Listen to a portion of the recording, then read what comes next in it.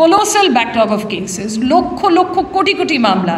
তো ওনার হাতে হয়তো আপনাকে 1 মিনিট দিলাম, 1 মিনিটে একটা অনেক এলাবোরেটেড বা একটা কমপ্লিকেটেড মামলা বোঝাতে হয়।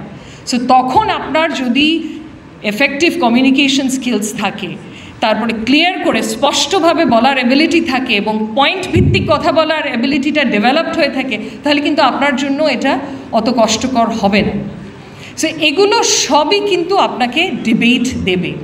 তাই আই বিলিভ আমার আগে আমার সহবক্তা একজন বলেছেন যে ডিবেট সিভিল ডিসকোর্সটাকে রেগুলার বেসিসে, মানে একটা কেন বছরে কয়েকটা অ্যাটলিস্ট করা উচিত এবং এটা প্রচলিত করা উচিত সর্বস্তরে। সেটা একটা হেলদি ডেমোক্রেসির জন্য প্রয়োজন এবং সেটা আপনার কর্মজীবনের জন্য অত্যন্ত গুরুত্বপূর্ণ হবে। আমাদের ভোটার বেসকে ইনফর্মড করা, আমাদের ভোটার বেসড যত ইনফর্মড হবে আমাদের চয়েসেস ইলেকশনসে বেটার হবে এবং আমরা গণতন্ত্রের দিকে এগিয়ে যাব।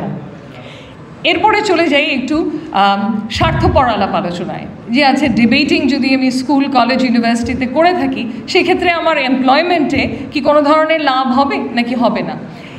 আমার মতে তো this is one of the most, if not the most transferable skill so far as the job market is concern.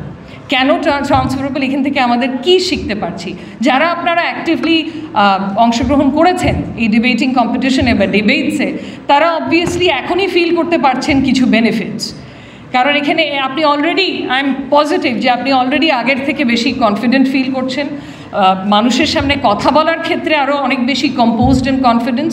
ভিন্ন মত শোনার সাথে সাথে আপনি উত্তেজিত হয়ে লাফালাফি শুরু করছেন না, ঠান্ডা মাথায় যুক্তিতর্ক দিয়ে সেটাকে কাউন্টার করতে শিখছেন।